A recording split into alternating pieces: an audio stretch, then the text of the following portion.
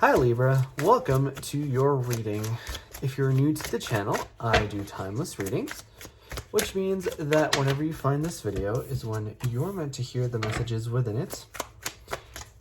And in case you subscribe, I upload my new videos for Libra and Aries on Mondays.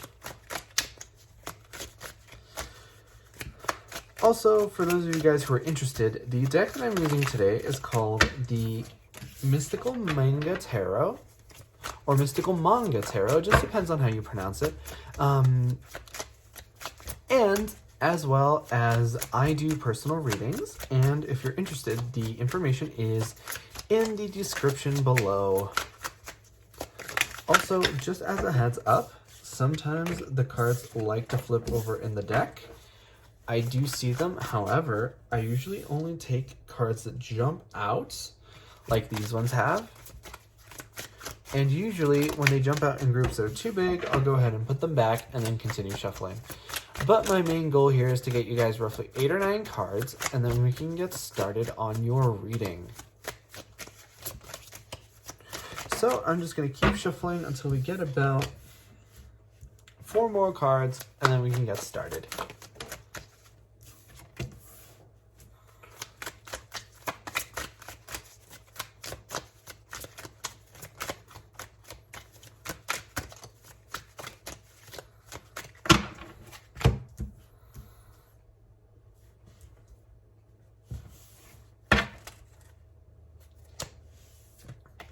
I had that card fall out from the top, so I'm going to go ahead and put it back in. But if it falls out again, then for sure it's part of the reading.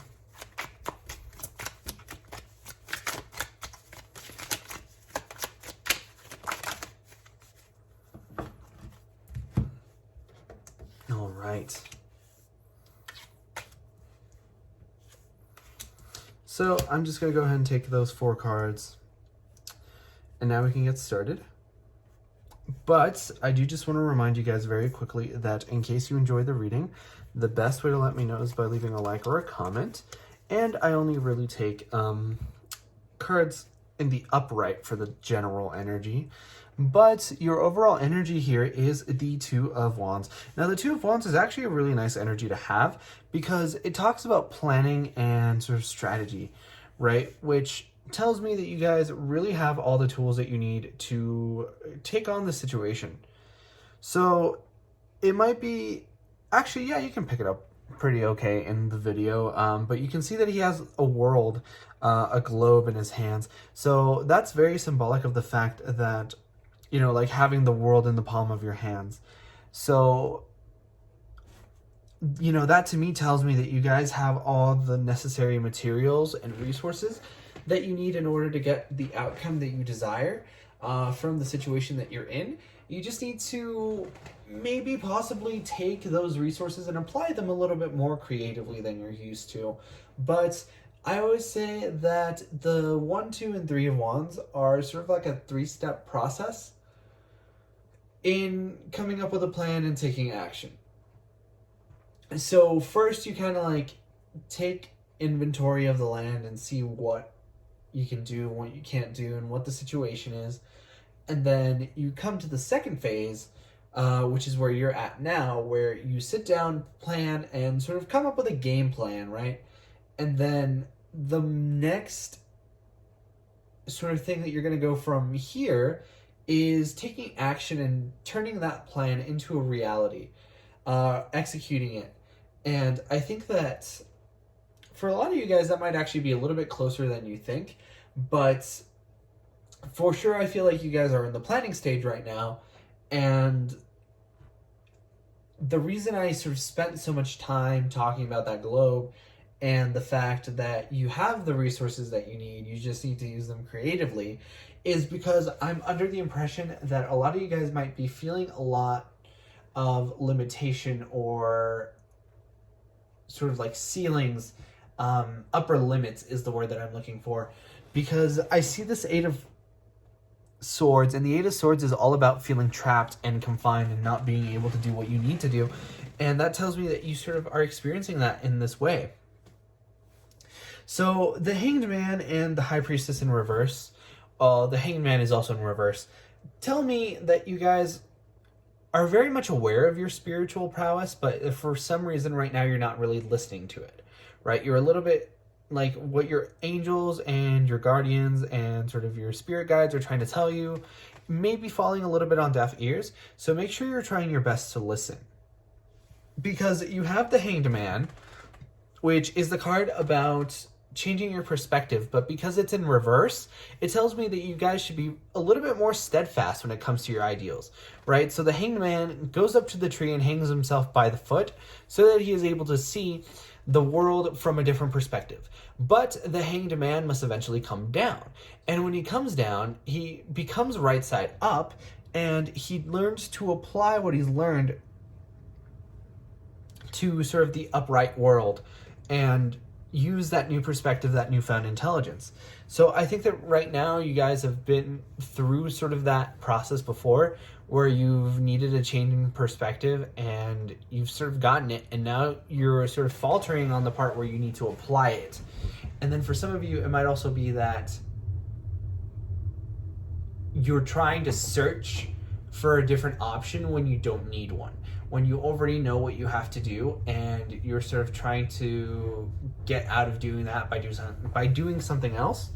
But you have your High Priestess here, which tells you that you're very tuned in spiritually, and if you make the best out of your High Priestess energy and you really follow through with what you know to be true intuitively, then you're going to be working with the energy instead of working against it, which working against it is going to make reaching your goals far more difficult, if not impossible. So right here, I feel like the recommendation is to really try to listen to your inner self as much as you possibly can. And then you have the Judgment and the Eight of Swords. So like I was saying earlier with that Eight of Swords comment, is that you guys feel trapped, a little bit trapped. And I feel like that's why you're sort of looking for a way out with this Hanged Man, when in reality, the way out is what you were already doing. I feel like right now is a very difficult, tumultuous time in your life when your spirit guides are calling for you to really have faith and go through what it is that you need to do. I'm hearing healing. I think that a lot of you guys need to do healing, but to do it all in order to really come out on the other side. And this Judgment card here, you know, inspires a lot of divine sort of energy. I'm hearing divine masculine very clearly for some of you guys out there. So some of you guys might be in twin flame connections, but the Judgment just like in of itself is sort of that divine energy, right? It's depicting the rapture here. So I feel like for a lot of you guys, it might be a second chance.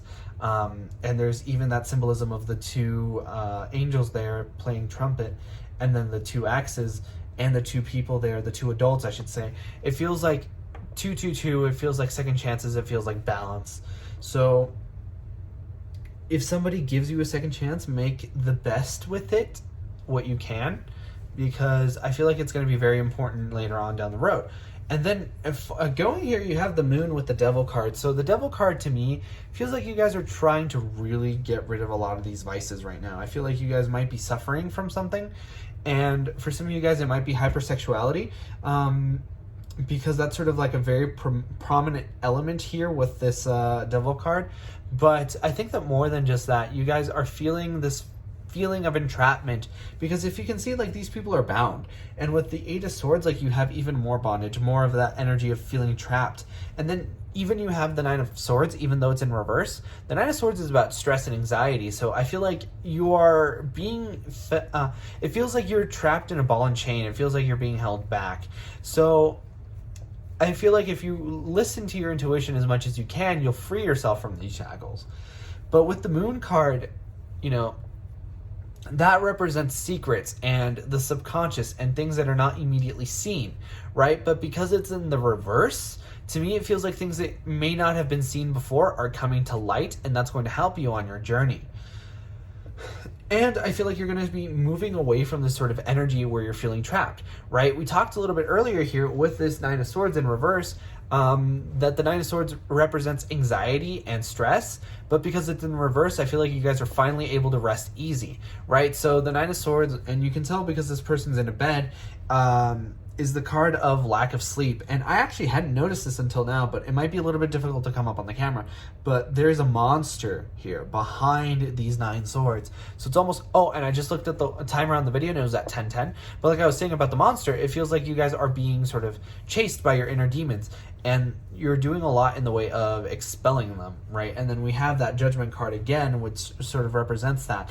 But beyond just that, you have the Eight of Cups here, which is representative of walking away from a situation. So I think that you guys are doing a lot in the way of leaving these things behind. I feel like you guys are doing a lot of healing, and like if you hadn't seen somebody,